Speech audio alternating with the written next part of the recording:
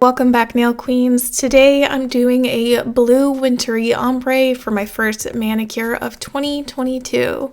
So I tried this on my thumb and I figured it looked okay. Let me try it on the rest of my nails. Y'all, this was a labor of love. I didn't realize how difficult doing solid ombres was because I don't think I've ever done it on all 5 fingers, or it's been a very long time since I've done it. And when you go from such a dark color to a light color, my goodness, it is work. So I'm going to give you guys a little background on what I'm doing right now. I know it's a little confusing because I just dove straight into it, but don't worry, you're going to be able to watch me do this on 2 other nails. I did not do all 5 on camera. I was tired. But right now what I'm doing is a tap ombre. So my very first layer, I dipped the entire nail in the lightest color. And then my second layer, I tapped on the light color, and then I tapped on the dark color. You want to move as fast as possible because that base bond will dry pretty quick. Now I'm going on to my third layer for the ombre, and I'm going to tap on the dark color first, and then later on the lighter color. So what I'm doing is alternating.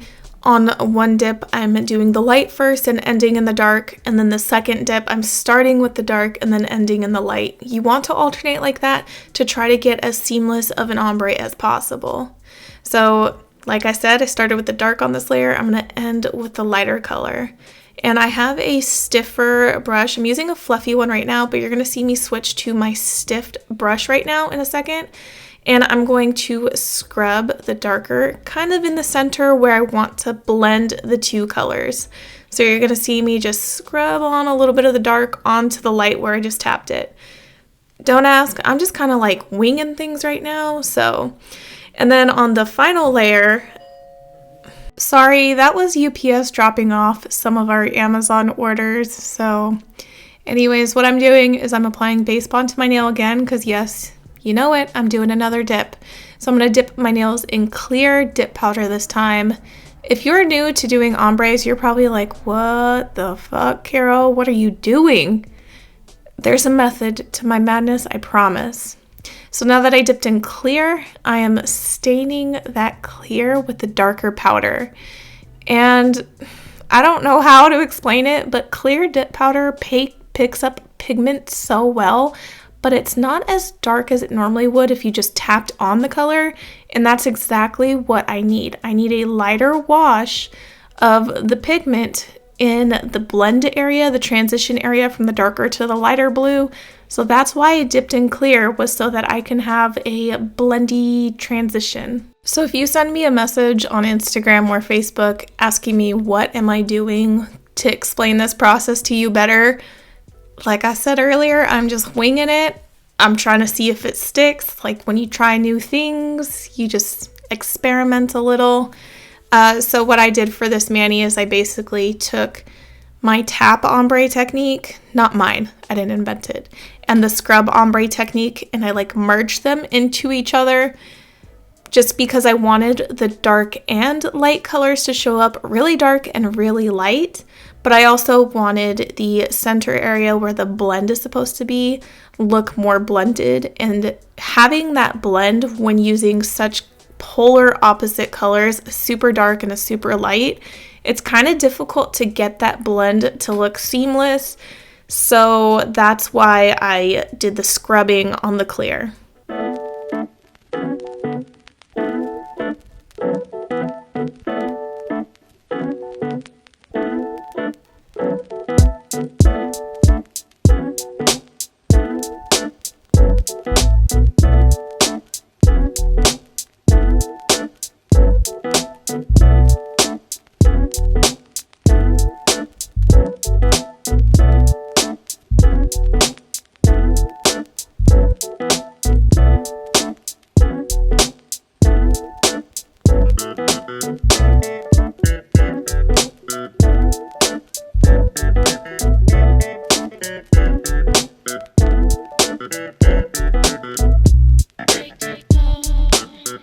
Normally when I switch and I'm doing another layer of ombre, I'll switch sides on which one I start with, meaning I would normally start with the lighter blue in this instance because I just finished using the darker blue.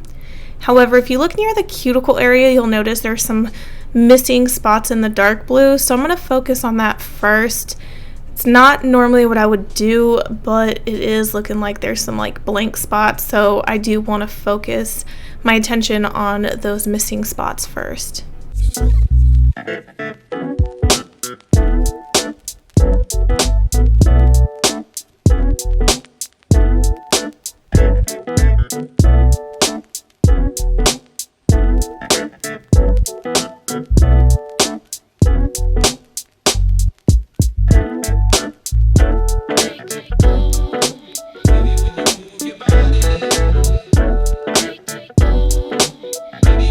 And now that I've tapped on both the dark and the light color, what I'm doing is taking the dark color and just scrubbing where the blending should be, so more towards the middle. That's what I'm doing right now. I know I was out of shot for a little bit. It was my bad. I zoomed in on my camera lens a little too much to do this video, so I'm sorry about that if this is not the normal standard quality that you guys are used to from me. Also, speaking of quality, I am using a brand new to me editing software. So I'm using Final Cut Pro, that's what it's called, and thank goodness it has a 90-day trial, because it's expensive if you want to purchase the whole thing. So I'm trying it out, seeing if I like it, seeing if it's worth the investment, and I'm so glad it's 90 days and not 30 days. So if you guys see like new changes come to my video editing, that's because of this new software that I'm trying out.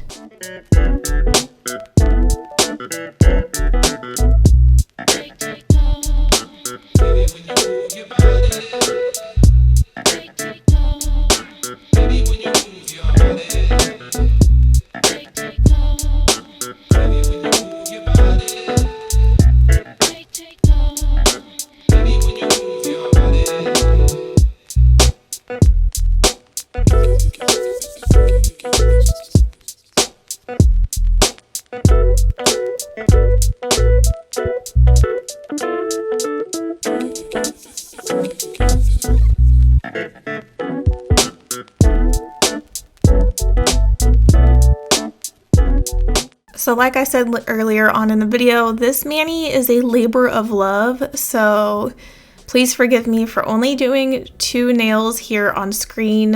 I'm activating the nails now. I'm going to finish the other 2 nails off camera, and I will be back to file, shape, and buff, so I'll be sure to include that part. Alright, so let's get into the filing, shaping, and buffing. I did have a request recently to include more of this in my videos, and I will do another whole video on this, just a whole dedicated video to filing, shaping, and buffing. So these orange buffing blocks are my favorite to use. I get them off of Amazon. I'll link them in the description box below if you guys are in the market for good buffing blocks. And I'm using the Triple D hand file. I really like it. It's a great grit and it doesn't wear down too fast. But what I do is I take the orange buffing block and I focus on my sidewalls and the cuticle area mainly to start with. If I feel like a certain area is a little too bulky, then I'll take my hand file and try to debulk. I, for the most part, use hand files and buffing blocks only. If I have a very bad mani, like it got bulky, it got thick, it's just hard to debulk, that's when I'll whip out my e-file and I'll use my e-file to contour everything. But for the most part, I do everything by hand.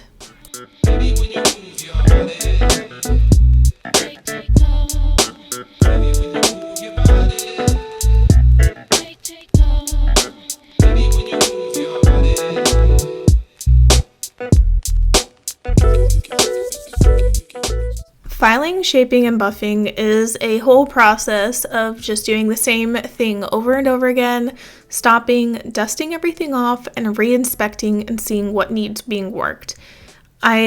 Once I realized how much buffing can change the overall look of your manicure and truly improve it, I totally believe in the words buff your heart out. Seriously, just keep buffing.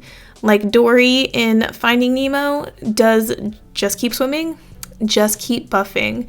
So if your dip doesn't feel smooth enough, buff, buff, buff, buff, buff, and don't stop buffing. Well, there is a limit, obviously, when you start penetrating through several layers of your dip powder and it's starting to disappear on you, of course, you've gone too far. So there is obviously a limit, but for the most part, just keep buffing. I definitely feel satisfied with where I'm at with my shaping and buffing. So I'm just wiping everything off with rubbing alcohol, getting all the dust off.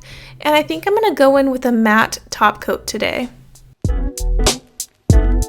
So before I matte top coat, what I'm required to do is activate all my nails as per the Kimberz Kreations matte top coat instructions. So that's what I'm doing right now.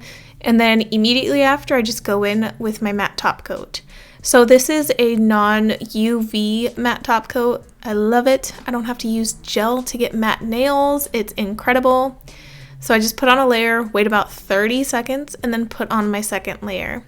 If you do buy a dip powder top coat like the one I'm using here, my advice would be do a few nails at a time. Don't do all of them at once because the matte top coat dries really fast and it can look streaky if you do too many strokes on your nail or you take your sweet time. So that's just my advice. So I'm doing 3 nails right here, and then I'm going to go back for the second layer starting from my index down to my ring nail, and then I'll do the pinky nail separately.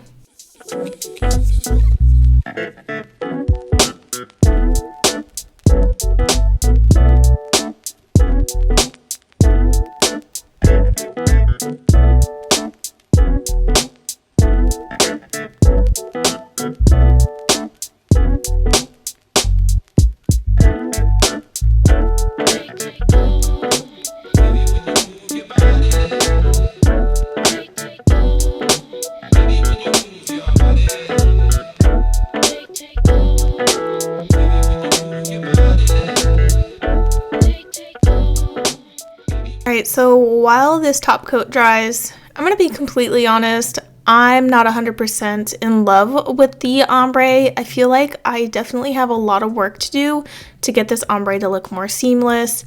It wasn't that easy, but here are the final shots that I took to capture the ombre and the matte top coat. So if you guys have made it this far, thank you guys so much for watching. I greatly appreciate it. If you did like this video, be sure to give it a thumbs up and subscribe because I have more videos coming every single week.